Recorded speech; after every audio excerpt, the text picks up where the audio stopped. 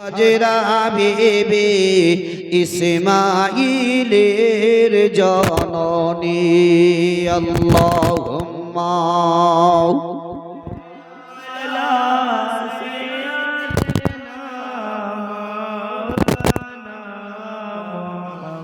ওয়া আলা আলি সাইয়্যিদিনা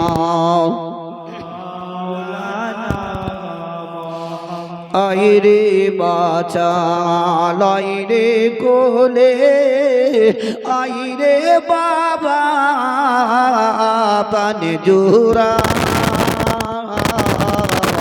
আইরে বাঁচা লাইরে কোলে আইরে বাবা পানে জোড়া পুত্রর সঙ্গে কলিজা ফাটে পুত্রর সঙ্গে কলিজা ফাটে বাতাসে কে ঠান্ডা হয় আল্লাহ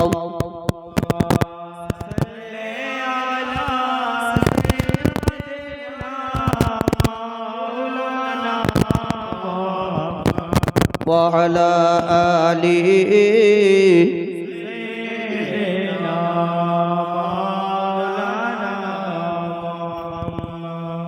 সাল্লাল্লাহু তাআলা আলাইহি ওয়াসাল্লাম। মুহতারাম সামাইন ইকরাম বাবা জীবনের আমার যাই হোক সন্ধ্যার পর থেকে এখন পর্যন্ত কয়েকজন বক্তার মুখ থেকে বক্তব্য স্থিরভাবে শ্রবণ করলেন।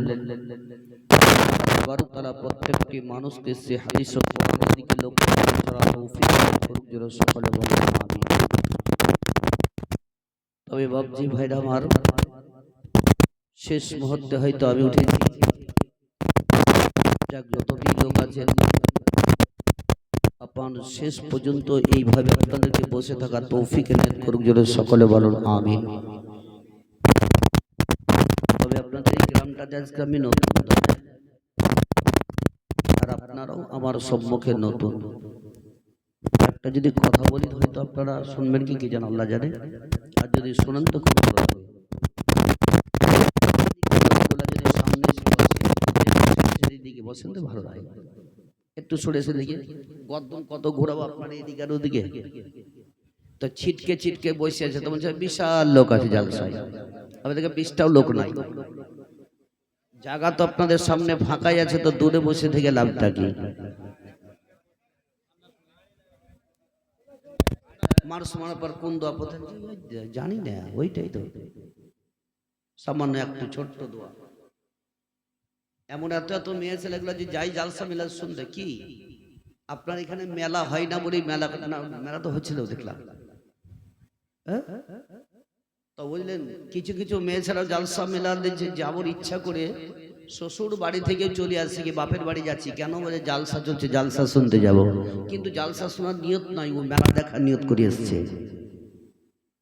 ওই মেয়েটিকেই বলেন তুমি এত জালসা শুনতে গেলা, তো মানুষ মরার পর কি দোয়া পড়ে শোনাও তো দেখি, ক্ষমতা নাই।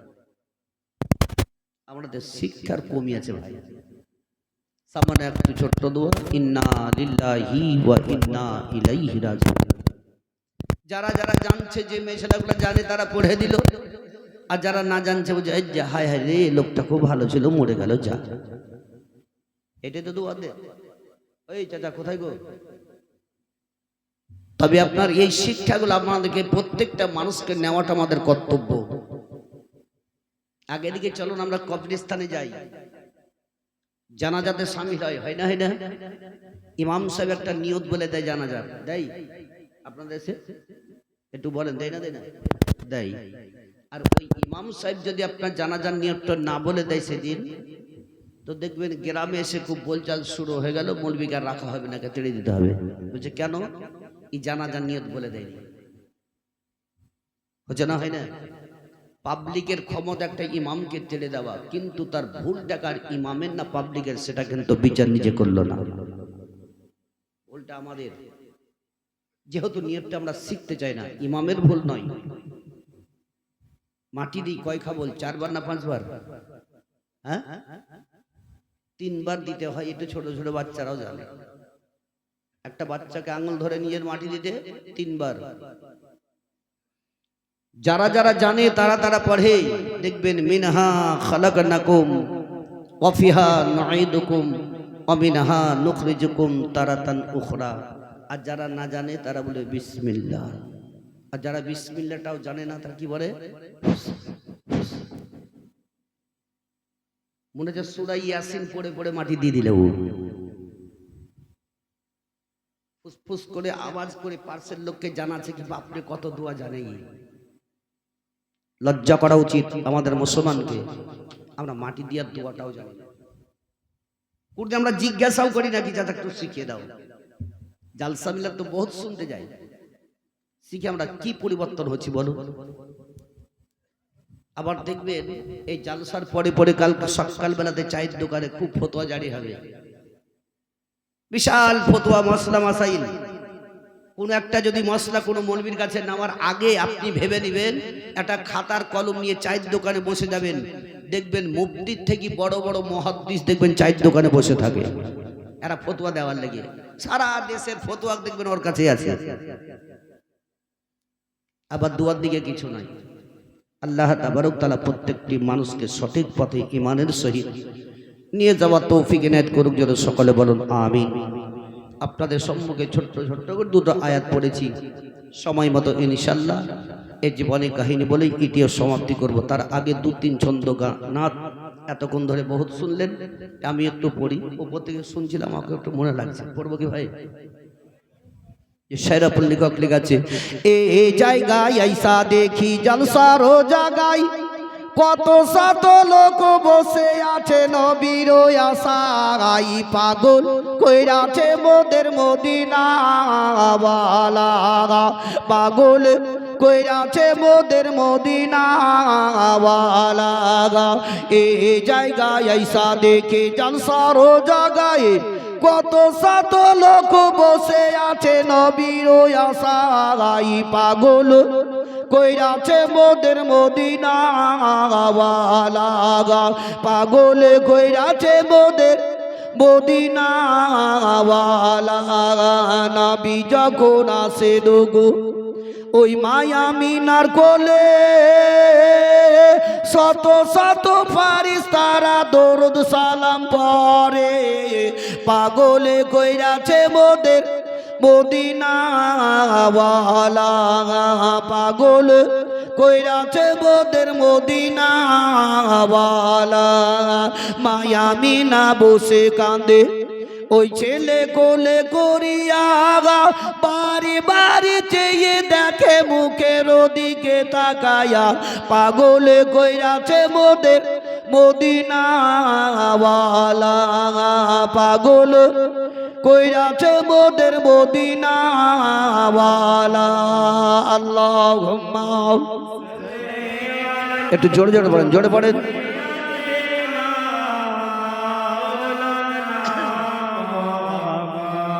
وعلى آله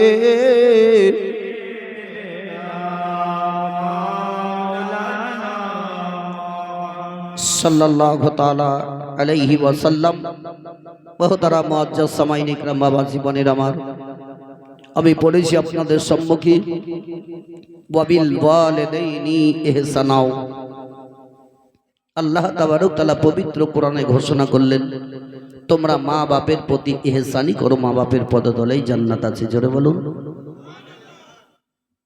2 নম্বর আয়াত পড়েছি, ওয়া আম্মাস সাইলা ফালা তানহার। তোমার নিকটে যদি কোনো সাইল আসে তারে কখনো খালি ফিরাবে না। জোরে বলুন। আচ্ছা বলুন, আমরা যদি প্রত্যেকটা মানুষ আল্লাহর সাইল হয়ে, ভিখারি হয়ে আল্লাহর দরবারে যদি হাত তুলি, আমাদের কখনো খালি ফিরাবে? কিন্তু আমরা সেরকম চাওয়ার মতো চাই।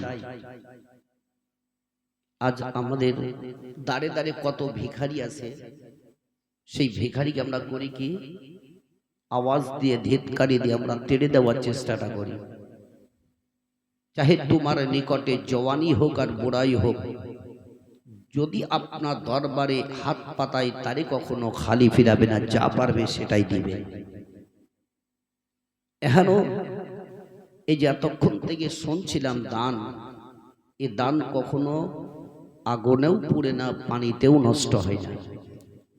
যেমন একজন ভিখারি সওয়ালি অতি গরিব, টুকটুক টুকটুক করে রাস্তা ধরে চলে যাচ্ছে, এমন সময়তে একটি বাড়ির দরজাতে আওয়াজ দিল, মা কে আছো?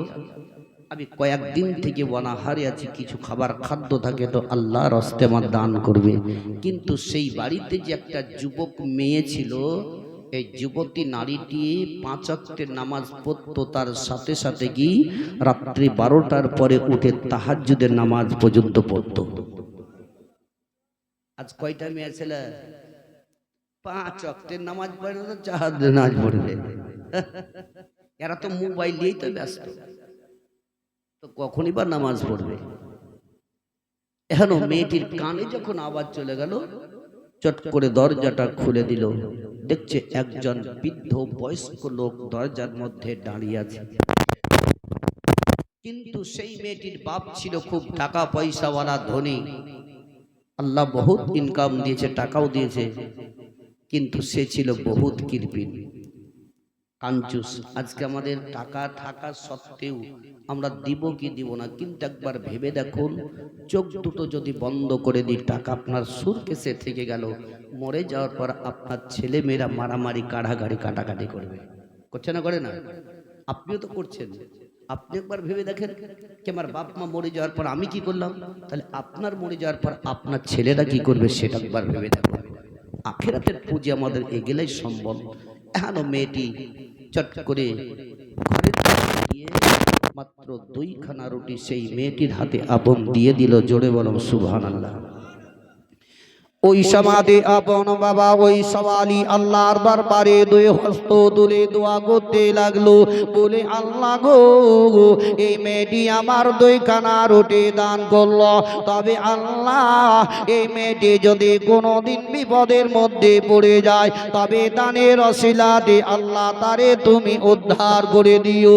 এই দোয়াটি করে দেওয়ার পরে টুকটুক করে বাড়ির দিকে রওনা হয়ে গেল। এমনকি মেয়েটি ঘরের ভিতরে চলে গেল। ওই সমাধে তারা আপন ঘরের ভিতর দিকে আসার পরে তার মেয়েটিকে আপন জিজ্ঞাসা করল, বলল বেটি রে, ওই লোকটা এমন কি তোমার সঙ্গে কথাবার্তা বলতেছিল? ওই যুবতী নারীটি বলল, বলে আব্বা গো, ওই লোকটা একদিন নয় 2 দিন নয় কয়েকদিন ধরে অনাহারে ছিল, তাই আমার দরবারে যখন কিছু খাবার খাদ্য চাইলো, ও গো আব্বা, তুমি যে 2খানা রুটি আমার দিয়েছিলে খেতে, ওই 2টা রুটি আমি নিজে না খেয়ে আমি ওই সওয়ালিকে দান করে দিয়েছি। তার আব্বার মনে রাগ হয়ে গেল, গোসা হয়ে গেল, চট করে ভিতরে গিয়ে একখানা হাতের মধ্যে হাসা দিয়ে তার মেয়েটিকে বলল, বেটি রে বল বল কোন হাতের মধ্যে দিয়েছিলি বল? বলে আব্বা গো, আমি এই হাতের মধ্যে আমি দান করেছি। সঙ্গে সঙ্গে ডান হাতটাকে তার আব্বা এমন করে কেটে নিল, মেয়েটি আপন কান্দে আরম্ভ করে দিল। মেয়েটির 2 চোখের পানি ঝরঝর করে যায়, কাটা হাত একদিকে লাফায়, একদিকে মেয়েটি ধরে আল্লাহর দরবারে বলে, আল্লাহ গো, ওগো পাক পরওয়ারদিগারে আলাম, এটাই তুমি আমার ভাগ্যে লিখেছিলে, এটাই কি আমার নসিবে দিয়েছিলে গো আল্লাহ? ওই সওয়ালিকে রুটি দান করা রুটি ফলে আমার আব্বা হাত কানা কেটে নিল। মেয়েটি বলে, আল্লাহ গো, আমার চোখ যেই দিকে যাবে আমি এখান থেকে বেরিয়ে চলে যাব, তবে আর কোনো দিন এই বাড়িতে ফিরে আসব না। আমার চোখ যেদিকে যাবে আমি চলে যাব। মেয়েটি টুকটুক টুকটুক করে হাঁটতে হাঁটতে বহুত দূর যাওয়ার পর এক গাছের তলায় মাঠে বসে বসে অঝর্ণনে কান্না করে। জোরে বলো। পয়সা লাগছে ভাই, এই ঘুমাচ্ছেন নাকি? জোরে বলে। হ্যাঁ, আগেই বলেছি, কথা শুনে বুঝে সুবহানাল্লাহ বলবে। আর না হলে চুপচাপ বসে থাকবেন। যতক্ষণ ধরে এখানে বসে থাকবেন আপনার প্রতি আল্লাহর রহমত নাজিল হতেই থাকবে। আমরা রহমতের জায়গায় আছি। এখনো মেয়েটি কাঁদতেছে, আর ওদিক দিয়ে একটা লোক টুকটুক করে রাস্তা ধরে চলে আসে। দেখছে তো মেয়েটি একাই বসে বসে গাছের তলায় কান্না করে। ওই সমাধি ওই লোকটি বাবা ওই মেয়েটির কাছে গিয়ে আপন দাঁড়িয়ে গেল। মেয়েটি একটি কাপড়ের মধ্যে কাটা হাত কানাকে ঢেকে নিয়ে অঝর নয়নে কান্না করে। আপন বাবা লোকটা আপন মেয়েটিকে জিজ্ঞাসা করল, বলে একা একা গাছের তলায় তুমি এইভাবে কেন কান্না করো? তবে এমন কি হয়েছে বলো? মেয়েটি কোনো কথাবার্তা বলে নাই, অঝর নয়নে কান্না করে যায় আর মনে মনে বলে, বলে আল্লাহ গো, এটাই কি তুমি আমার ভাগ্যে দিয়েছিলে? এই বলে আপন মেয়েটি কান্না করে। এমন সমাধি ওই লোকটা জিজ্ঞাসা করল, বলে তোমার কি বিবাহ হয়েছে বলো? মেয়েটি বলল, না না আমার বিয়ে হয়নি। তবে ওই মেয়েটির চেহারা এত সুন্দর, আল্লাহ এত সুন্দর চেহারা দিয়েছে। ওই লোকটা বলল, তবে একটা কথা শোনো, তুমি কি আমার সঙ্গে আমার বাড়িতে যাবে বলো? ওই মেয়েটি বলল, হ্যাঁ যাব। আপন লোকটা আগে আগে আর মেয়েটি আপন বাবা পিছে পিছে চলতে আরম্ভ করল। বাড়িতে যাওয়ার পরে একটি নিরালা জায়গায় বসতে দিয়ে দিল। কিন্তু লোকটার মনে এটাই ইরাদা ছিল, বলে আল্লাহ গো, আমার একটা সন্তান, আমার একটা ছেলে, তবে সুন্দর মেয়ে যদি আমি দেখতে পাই, তবে ওই মেয়েটির সঙ্গে আমার ছেলের বিবাহ দিব। তবে আমি কোনো দিন কাউরির কাছে এক পয়সাও পান নিব না, বিনা পয়সাতে আমার ছেলের বিবাহ দিব। তবে আল্লাহ গো, আমার মনের আশা পূর্ণ হয়ে গেল, এই মেয়েটির সঙ্গে আমার ছেলের বিবাহ দিব। আপন কি মেয়েটির বিবাহ দেওয়া হয়ে গেল। ও আমার বাপজি ভাইরা আমার, দেখবেন আমাদের দেশের মধ্যে ছেলে মেয়ের যখন বিবাহ হয়, ওই সমাজে ছেলেটি বিয়ে করে নিয়ে যাওয়ার আগে আগে চকিতে আপন বসিয়ে দেওয়া হয়, আর আপন ছেলে মেয়ের দুই পক্ষের সামনে খাবার দিয়ে দেয়, এক অপরকে খাওয়া খাওয়ি করে। কেননা তাদের মধ্যে যাতে মেল মহব্বতটা হয়ে যায়, তাদের ভিতরেও বাবা এমন কি খাবার সামনে দিল তাদের যাতে মেল মহব্বতটা বেড়ে যায়। ছেলেটি একটু খাবার নিয়ে ওই মেয়েটির মুখে যেমনি দিতে গেল, মেয়েটি মুখটাকে বন্ধ করে হাউ মাউ করে কান্না করে, চোখের পানি ঝরঝর করে ঝরে যায়। মেয়েটি কেঁদে কেঁদে বলে, বলে আল্লাহ গো, ও গো পাক পারওয়ারদিগারে আলাম, তুমি আমার ভাগ্যেটাই দিয়েছিলে গো আল্লাহ। দান করার অতি ফলে আমার আব্বা হাত কানা কেটে নিল, তেমন কি করে আমি বাম হাতে আমার স্বামীর মুখে খাবার তুলে দিব। এই বলে কান্না করে। ছেলেটি বলতে লাগলো, বিবি রে, আজ থেকে তুমি হচ্ছ আমার বিবি আর আমি হচ্ছি তোমার স্বামী। তবে কেন কান্না করো? তোমার মনে কি দুঃখ আফসোস দিয়ে এইভাবে কান্না করো রে? একবার তুমি আমার খুলে বলো, একবার খুলে বলো। মেয়েটি কোনো জবান খুলে কথা বলে নাই, এইভাবে কান্না করে যায়। এমন সমাজে আল্লাহ তাবারক ওয়া তাআলা বলেন, ও রমণী, একটু তুমি কান্নাটা বন্ধ করো। তুমি ওই কাপড়ের ভিতর থেকে একবার বিসমিল্লাহ বলে হাতখানা বের করো, আমি আল্লাহ আগেকার মতো পুনরায় হাত দিয়ে দিব। যেমনি মেয়েটি বিসমিল্লাহ বলে হাতটা ভিতর থেকে বের করলো, দেখছে তো আগেকার মতো পুনরায় আবার হাত হয়েই গেছে। আচ্ছা বলুন, আল্লাহ পারে না পারে না? সব কিছু পারি। এখন যদি চাহিদা সেকেন্ডের মধ্যে আপনাদের আমাদের সবাইকে শেষ করে দেবে। কি আমরা শুনছি কিন্তু মানছি কোথায়? বলো, পরিবর্তনটা হয়। আমরা অনেকে কিন্তু একটাই জিনিস জানেন, আপনাদের এলাকাতে বহুত জালসা জীবনী কাহিনী করি, কিন্তু বাস্তব আপনাদের এলাকার মানুষ খুব দান করে। এটা একবার বাস্তবত। এমনকি এদিককার মা বোনদের আল্লাহ যে হাত এত লম্বা লম্বা দিয়েছে, বুঝলেন, মা বোনরাও প্রচন্ড দান করে। তবে এখানেও দেখবো পাই কিনা। তবে চাঁদার জন্য আমি উঠিনি ভাই, যে চাঁদা তো লাভার ভাগ নিয়ে নিয়েছে। তবে এসেছে আপনাদের নিকটে। তবে এহানো মেয়েটি সে ডান হাতে খাবার নিয়ে বিসমিল্লাহ বলে তারে আপন খাইয়ে দিল। জোরে বলো সুবহানাল্লাহ। ওই মেয়েটি আপন বাড়িতে একদিন নয়, 2 দিন নয়, কয়েকদিন ধরে আপন বসবাস করলো। আর বসবাস করতে করতে এমনকি একদিন হঠাৎ করে ওই মেয়েটির দরজাতে আবার একজন সওয়ালি এসে হাঁক দিল। জোরে বলুন সুবহানাল্লাহ। ঘুমাচ্ছে মনে নাকি? এটা জোরে বলে। দেখেন আল্লাহর নাম কি? সুবহানাল্লাহ। আল্লাহর নাম নিছি, তাই না? তো কেউ বলছে সুবহানাল্লাহ, সুবহানাল্লাহ।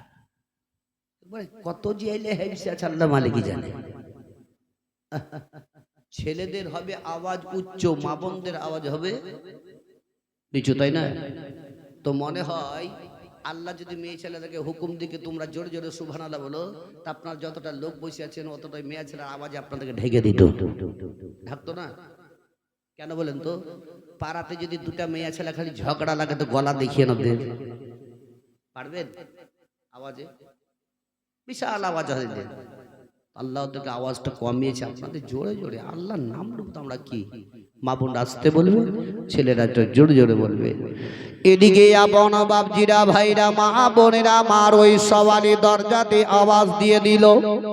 আর দরজাতে যেমনি আওয়াজ দিল মেয়েটির কানে আওয়াজ চলে গেল। বাড়িতে একটা লোক ছিল, সঙ্গে সঙ্গে মেয়েটি আপন বলল, দেখো বাইরে কোনো সওয়ালি হাঁক দিচ্ছে। তবে ওই সওয়ালি ভিখারিটাকে বাড়ির ভিতরে নিয়ে একটি ঘরের মধ্যে আরাম করতে দিয়ে দাও, কাপড় দিয়ে দাও যাতে গোসল করে আরাম করে। তারে আপন দেওয়া হয়ে গেল। ওই সওয়ালিটা আরাম করতেছিল। মেয়েটি আপন খাবার রান্না করে নিয়ে ওই সওয়ালির সম্মুখে নিয়ে চলে গেল। কিন্তু লোকটা বসে বসে অঝরনানে কান্না করে, তার 2 চোখের পানি ঝরঝর করে চলে যায়। মেয়েটি খাবার নিয়ে যাওয়ার পরে আপন বলতে লাগলো, ও বাবা,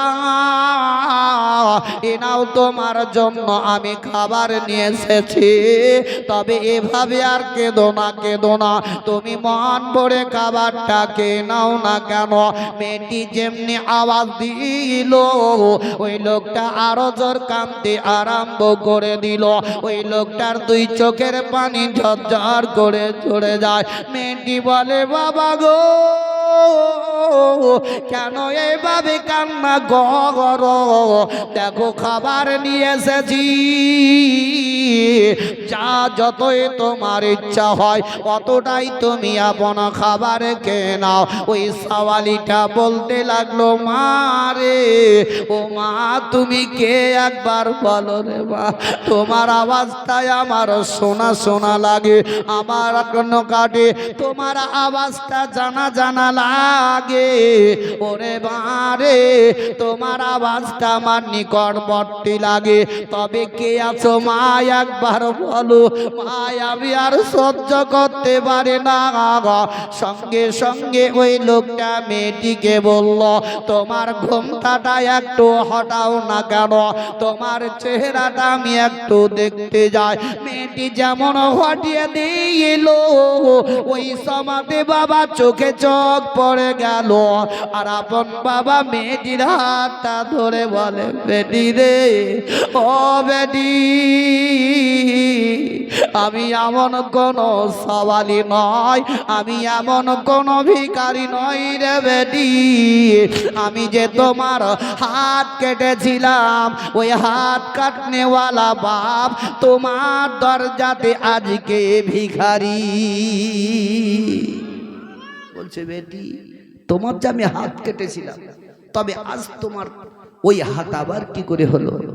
মেয়েটি বলছে, আব্বা তোমার টাকা পয়সা থাকার অহংকারী কোন সওয়ালিকে ভিখারিকে কোনোদিন দান করনি, আর ওই রুটি যে দান করেছিলাম তাই তুমি আমার হাত কেটেছিলে। ওই দানের ওয়াসিলায় আল্লাহ আমার পুনরায় আবার হাত দিয়েছে। আর আজ তোমাকে দেখো অহংকারে তোমার সব কেড়ে নিয়ে আজকে দাঁড়িয়ে দাঁড়িয়ে ভিখারি করেছে।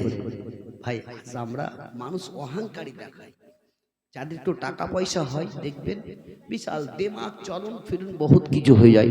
আল্লাহ তাবারক তাআলা যাতে আমাদের প্রত্যেকটা মানুষকে সে হাদিস ও কোরআনের দিকে লক্ষ্য করে চলা তৌফিক এনায়েত করে। জোরে সকলে বলুন আমিন। একবার দরুদ পাক পড়ুন, আল্লাহুম্মা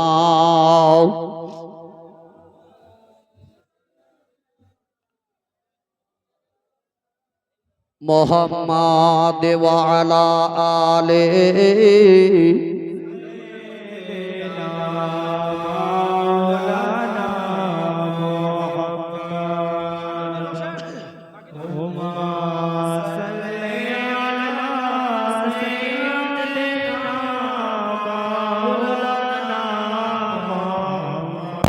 সাল্লাল্লাহু তাআলা আলাইহি ওয়াসাল্লাম।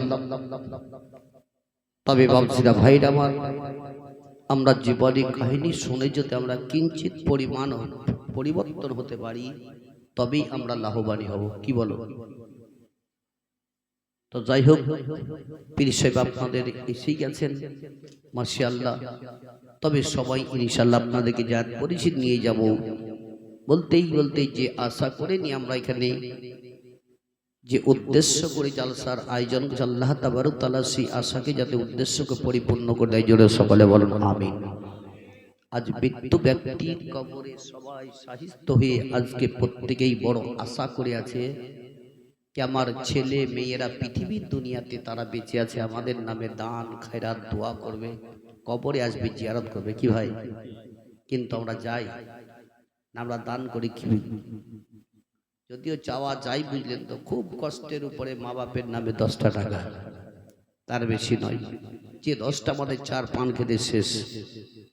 যিনি বিশ্বের নবী, কুল কায়নাতের নবী জনাবে মুহাম্মদ রাসূলুল্লাহ সাল্লাল্লাহু তাআলা আলাইহি ওয়াসাল্লাম একদিন টুকটুক করে মা খাদিজা রাদিয়াল্লাহু তাআলা আনহার নিকটে গেলেন। তো হযরতে খাদিজা কাঁদতে কাঁদতে কাঁদতেই আছেন। বিশ্বের নবী আমার বলছেন, ওগো খাদিজা কেন কাঁদছো সেভাবেই? তো হযরতে খাদিজা রাদিয়াল্লাহু তাআলা আনহা বলছেন, ইয়া রাসূলুল্লাহ, আমার ওই কবরকে যখন মনে পড়ে যায় তখন আমার কলেজা চুরচুর হয়ে যায়। জোরে বলো। আমরা কবরস্থানে যখন মাটি দিতে যাই তখন আমরা জানাজা পড়ে দাঁতকে বের করে খিলখিল করে হাসাহাসি গল্প করতে লাগি না? কিন্তু ভেবেছেন এই কবরটা যাকে রাখতেছি একদিন আমারও বাড়ি আসবে, এরকম আশার কখনো ভাবি না। ওই কবরের দিকে লক্ষ্য করে হযরতে খাদিজা কান্না করতে আছেন। খাদিজা বলছেন, ইয়া রাসূলুল্লাহ, এই পৃথিবীর দুনিয়াতে আমার কত বান্ধবী বন্ধু চাচা বাপ মা আত্মীয় স্বজন পাড়া পড়শি সকলের সঙ্গে মিলেমিশে কত সুখে শান্তিতে আছি, কত বন্ধু আছে, আমরা মিলামিশা করি। কিন্তু যেদিনকে আমার ইন্তেকাল হবে ওই কবরে একা একা পড়ে থাকতে হবে, কেউ আমার সঙ্গী হবে না। তার জন্য ইয়া রাসূলুল্লাহ আমি কান্না করতেছি। জোরে বলো সুবহানাল্লাহ। একবার ভেবে দেখুন, আজ কত লোককে নিয়ে আমরা আলোচনা করছি, যেদিন আমার ইন্তেকাল হবে সেদিন কে যাবে? বল, যাবে কেউ? কেউ যাবে না। ও বিশ্বের নবী আমার, দুজাহানের আকা জনাবি মুহাম্মদ রাসূলুল্লাহ সাল্লাল্লাহু তাআলা আলাইহি ওয়াসাল্লাম বললেন, গো খাদিজা, একবার তুমি চোখের পানিটা বন্ধ করো। আমি নবী মুস্তাফা খাদিজা আমি আর সহ্য করতে পারি নাই। হযরতে খাদিজা রাদিয়াল্লাহু তাআলা আনহা বলেন, ইয়া রাসূলুল্লাহ, ইয়া হাবিবাল্লাহ, নবী গো, যেদিন আমার ইন্তেকাল হবে, ইয়া রাসূলুল্লাহ, অন্যান্য লোকের যখন ইন্তেকাল হয়ে যায় তারা বাজার থেকে দামি দামি কাফন কিনে তারে পরিধান করে দেয়, তবে নবী গো আমার ইন্তেকালের পরে আমার জন্য বাজার থেকে কাফন কিনে নিয়ে আমার শরীরের মধ্যে পরিধান করাবেন না। আপনার যে পুরানো কাপড়গুলা ইস্তেমাল করা আছে ওই কাপড় দিয়ে যদি আপনি আমার কাফন করে দেন তবে আমার বেড়া পার হয়ে যাবে। বলছে নবী গো, আপনার শরীরের কাপড় দিয়ে আমার কাফন করবেন, আর যদি করি দেন তোমার বেড়া পার হবে। ইয়া রাসূলুল্লাহ, নবী গো, মানুষকে মাটি দিয়ে দোয়া খায়ের করে যখন চলে যায় ওই সময়তে কবরের মাটি পিসার জন্য তখন বলতে আরম্ভ করে, ইয়া রাসূলুল্লাহ, তবে আমায় খাদিজাকে যখন আপনি রেখে চলে আসবেন তো আমি বলতে চাই আপনার নিকটে, ইয়া রাসূলুল্লাহ, আপনি আমাকে কবর দিয়ে আমার কবর থেকে চলে আসবেন না। বলছে কেন?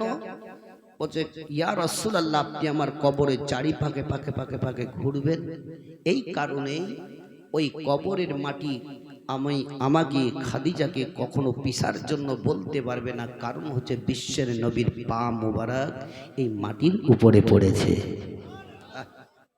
হযরতে খাদিজা রাদিয়াল্লাহু তাআলা আনহাকে বললেন, যাও খাদিজা, আমি তোমার সেটা পরিপূর্ণ করে দেব। জোরে বলুন সুবহানাল্লাহ। তাই বলে, নবী তোমার নাম শুনিয়া পাগল মোরা হইলাম গো, নবী একেবারে তুমি আইসো গো, নবী একেবারে তুমি আইসো গো, নবী তোমার নাম শুনিয়া পাগল মোরা হইলাম গো, নবী একেবারে তুমি আইসো গো, নবী একেবারে তুমি আইসো গো, স্বপনেতে দিও গো দেখা, দেখিব নয়ন ভোরে গো, নবী একেবারে তুমি আইসো গো, নবী একেবারে তুমি আইসো গো, জীবন তারে সই পাগো দিতাম নবী তোমার চরণে, আমি চুমো খেতাম কদমে, নবী চুমো খেতাম কদমে, নবী তোমার ওই নাম শুনিয়া পাগল মোরা হইলাম গো, নবী একেবারে তুমি আইসো গো, নবী একেবারে তুমি আইসো গো, তোমার প্রেমে পাগল হইয়া ঘর বাড়ি সব ছাড়লাম গো, নবী তোমায় পাইবার আশাই গো, নবী তোমায় পাইবার আশাই গো, নবী তোমার ওই নাম শুনিয়া পাগল মোরা হইলাম গো, নবী একেবারে তুমি আইসো গো, নবী একেবারে তুমি আইসো গো। আল্লাহুম্মা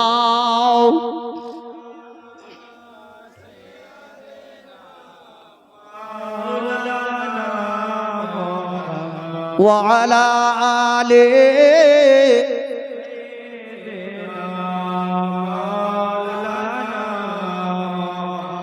সাল্লাল্লাহু তাআলা আলাইহি ওয়াসাল্লাম। ও বাবা জীবনের আমার ভাইরা মা বোনেরা আমার, বিশ্বের নবী হযরতে মা আয়েশা সিদ্দিকা রাদিয়াল্লাহু তাআলা আনহার বাড়িতে যাওয়ার পরে বিশ্বের নবী হযরতে মা আয়েশা সিদ্দিকা রাদিয়াল্লাহু তাআলা আনহার জাঙের উপরে মাথা দিয়ে আরাম করতেছিলেন।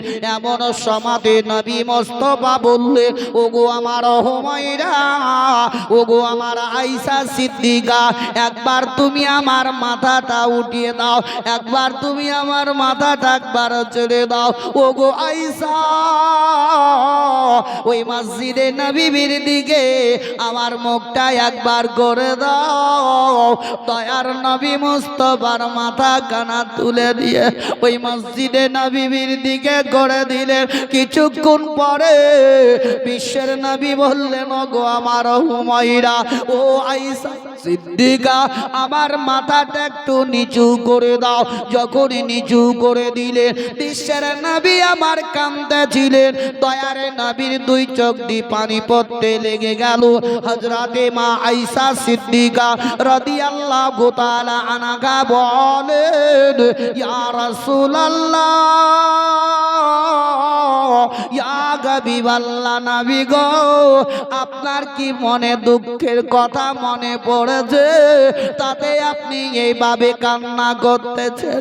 নবী আমার বললেন, ওগো আমার আয়েশা সিদ্দিকা, ওগো আমার হুমায়রা, আমার দুঃখের কথা মনে পড়ে নাই, তবে আমি কান্না করতেছি একমাত্র খুশি আনন্দিতে কান্না করি।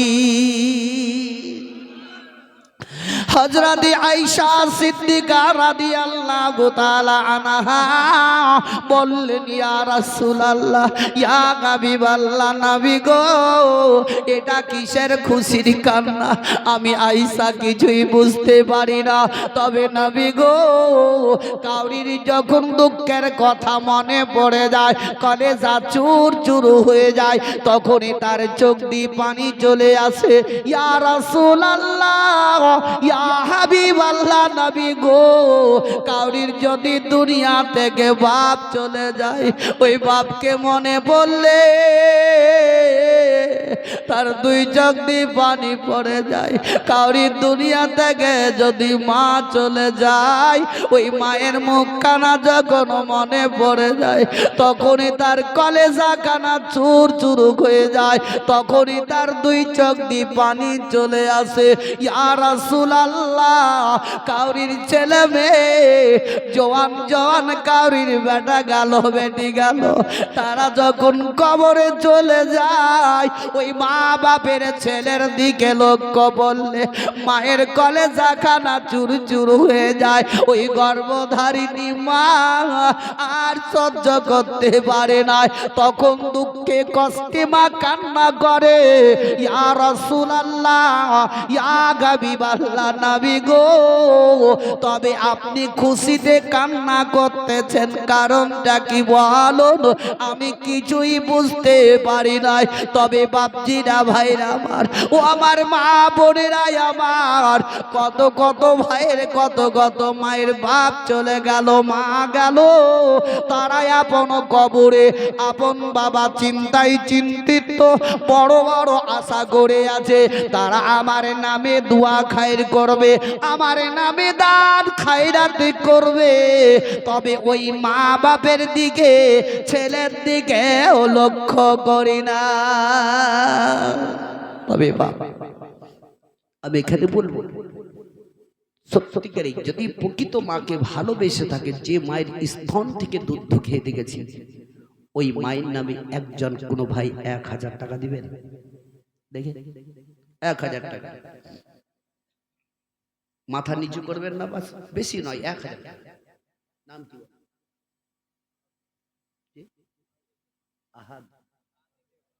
আদেব নাকি?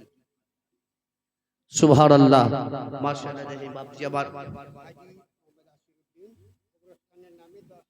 সুবহানাল্লাহ, নারে তাকবীর, নারে তাকবীর, নারে রিসালাত। এই হাজী সাহেব কবরস্থানের নামে 10,000 টাকার দাতা। সুবহানাল্লাহ। আল্লাহ তাবারক তাআলা ওনার দানকে যাতে কবুল করে নেয়, জোরে সকলে বলুন আমিন। ওই দেখেন ওই বাপজি আমার 1000 টাকা তার মায়ের নামে, সুবহানাল্লাহ। আল্লাহ তাবারক তাআলা ওনার মাকে যাতে জান্নাতবাসী করে, জোরে সকলে বলুন আমিন। ভাই আজকেই দিতে হবে তার কোনো মানে নয়, 1000 টাকা চেয়ে বেশি নয়। ওই একজন মা 500 টাকা দেওয়ার মান, 500 টাকার মধ্যে দেওয়ার মতো লোক আছে? একটু যদি আসতে না পারেন, কোনো আমার যুবক কমিটি ভাই ওখানে গিয়ে জিজ্ঞাসা করবে, ইনশাল্লাহ বলে দেব, দোয়া করে দেব। দেখুন মা, দেখেন এই দেখেন বাপজি আবার 500 টাকা দিবে, সুবহানাল্লাহ। আবার প্রত্যেকটি মা বোনকে বলবো, আল্লাহ আপনাদের বহুত ইনকাম দিয়েছে, বিড়ি বাঁধার পয়সা, ওদিকে আপনার লক্ষ্মী ভান্ডারটাকে 1 মাসের থেকে যদি 500 টাকা দেন তো আপনার কোনো কমই আসবে না। মা বাপের নামে, যে মা বাপকে দুধ খেয়ে খাবার খেয়ে বড় হয়েছেন, মাত্র 500 টাকা চেয়েছি। কোনো বাপজি ভাই আমার এই কবরস্থানের দিকে লক্ষ্য করে, আপনি না যাবেন, আপনার বাপ গাছে ছেলে গাছে, ওই পালাবেন না, সকলকে যেতে হবে ওই কবরস্থানে, সবারই, আপনার আমার সবারই। মনে যে করবেন কি ওই লোকটাকে যেতে হবে, আমাকে যেতে হবে না, আমি দিব না, তা নয়, কিন্তু আপনাকেও যেতে হবে, আপনি না গেলে আপনার ছেলেকেও যেতে হবে। তাই ভাই 1000 টাকা আজকে নয়, ওই দেখেন ভাই আমার 1000 টাকা, সুবহানাল্লাহ। নারে তাকবীর, নারে তাকবীর, নারে রিসালাত। ও ভাই যে আমার ভাই আমার 1000 টাকা দাদা, শরীফের মা 500 টাকা। একটা খাতার কলম নিয়ে যাও, লিখে নিয়ে চলে আসবা, সুবহানাল্লাহ। জানি প্রত্যেকটা মাকে বলবো, মা 500 টাকা চেয়েছি, বেশি নয়। 1 মাস যে 1000 টাকা দিয়ে 500 টাকা লক্ষ্মী ভান্ডারে, বেশি নয়। এটাই মনে রাখবেন, এটাই আপনার হাসর ময়দানে এই টাকাটাই ধরা থাকবে। যত দিবেন আল্লাহ আপনার তত বরকত দিবে, জোরে বলুন সুবহানাল্লাহ। ভাই মাত্র 1000 টাকা, আজকে নয়, 5 দিন 10 দিন 20 দিন পর যেদিন হবে সেই দিন আপনি কমিটির হাতে দিয়ে দিবেন মাত্র 1000। যদিও না হয় মাত্র 500 টাকা দেওয়ার মতো লোক দেখে মহব্বতের সহিত। মা, যে মা আপনাকে শীতের রাত্রে ভিজা কাপড়ের থেকে আপনাকে শুকনো কাপড়ে লিপটে রেখেছে, সে মায়ের নামে 500 টাকা। দেখে হাত ছেড়ে বলতে, দেখি ওই দেখেন ওই ভাই আমার 500, সুবহানাল্লাহ। আল্লাহ রাব্বুল ইজ্জত ওনার দানকে নিয়ে তার মনের আশাকে যাতে পরিপূর্ণ করে দেয়, এবং আল্লাহ তাবারক তাআলা উনি যে কোনো কারোবার করছে, আল্লাহ তার কারোবার যাতে বরকত দিয়ে দেয়, ওরা সকলে বলো আমিন। ভাই এদিক থেকে আর কেউ ভাই খুব জবরদস্তি চাঁদা খুব দেবে দেবে ওটা লোকটা কিন্তু হয় লোক, মা বোনদের দিক থেকে সুবহানাল্লাহ। দেখেন মায়ের দিক থেকে 500, 100, 200, 20 করে দিয়ে পাঠিয়েছে। আল্লাহ তাবারক তাআলা ওনাদের দানকে যাতে কবুল করে। মা দেখি আপনাদের এখানকার মা বোনরা কি দান করে, এটাই মাত্র চেয়েছি, বেশি নয়। 1000 2000 টাকা আমি চাইনি, মাত্র 500 করে টাকা চেয়েছি। আজকে না হয় কালকে, আপনি 1 মাস পর 2 মাস পর যেদিন হবে আপনি দিয়ে দিবেন, সুবহানাল্লাহ।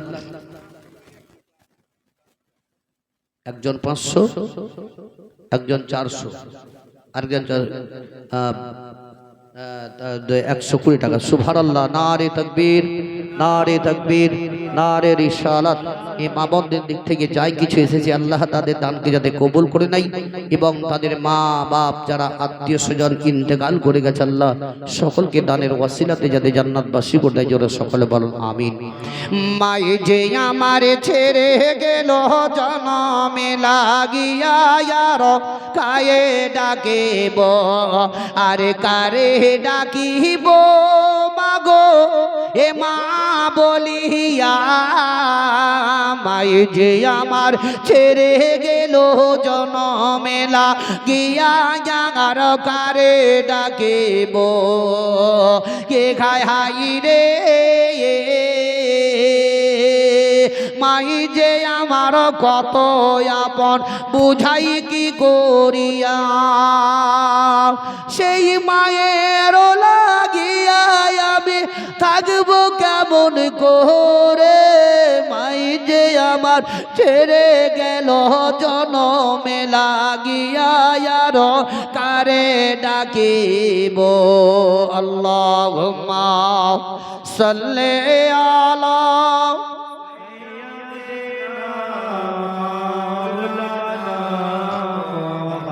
ওয়া আলা আলিহি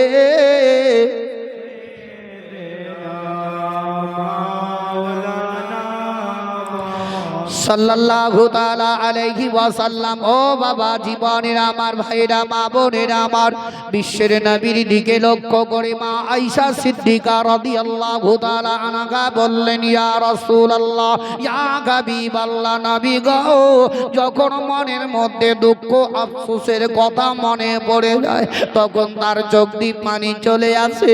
ইয়া রাসূলুল্লাহ, তবে আপনার কি দুঃখ, সুখের কান্না, খুশির কান্নাটা কিসের একটু বলুন না কেন? বিশ্বের নবী বললেন, ওগো আমার হুমায়রা, ওগো আমার আয়েশা সিদ্দিকা, আমার মনে গাওয়া দিচ্ছে গো, এবার আমি দুনিয়া থেকে বিদায় নিয়ে চলে যাব। তবে আয়েশা গো, একবার মসজিদে নববীর দিকে লক্ষ্য করে দেখো।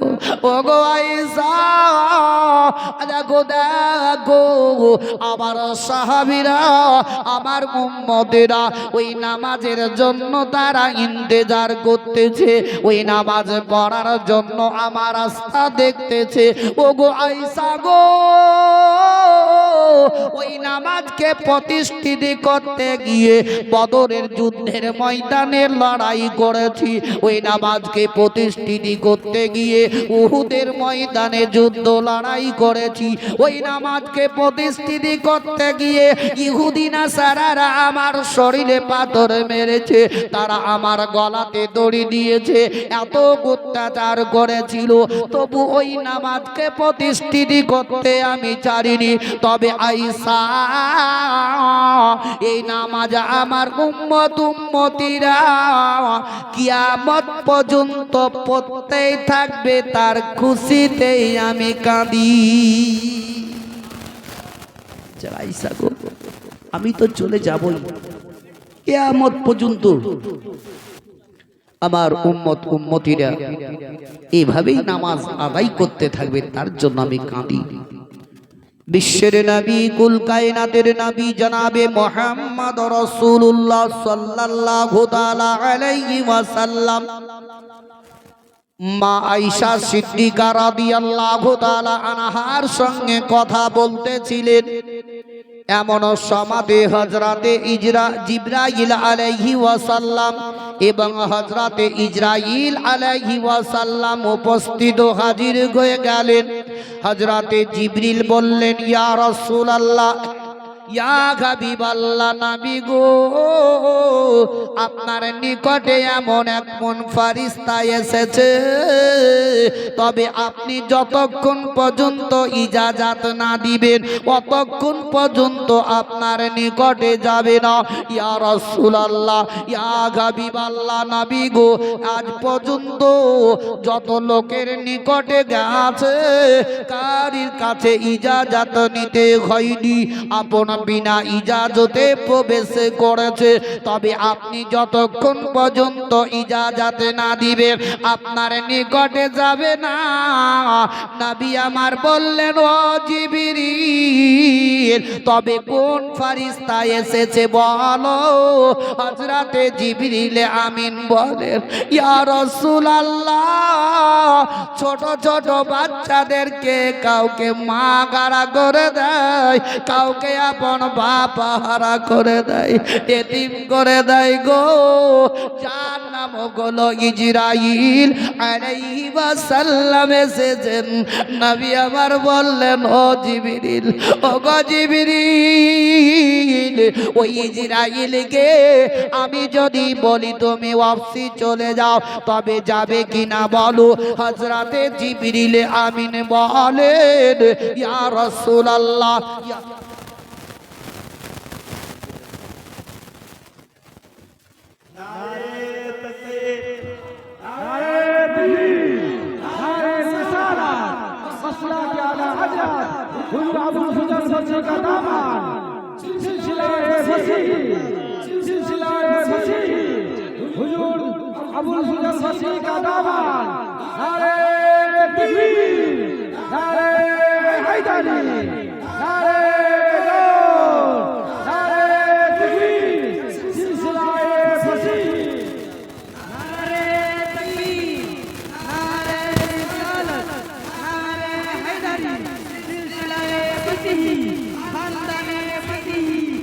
সৈয়দুল্লাহ সৈয়দুল্লাহ আবুল ফজল সিদ্দিক আদামান আবুল ফজল সিদ্দিক আদামান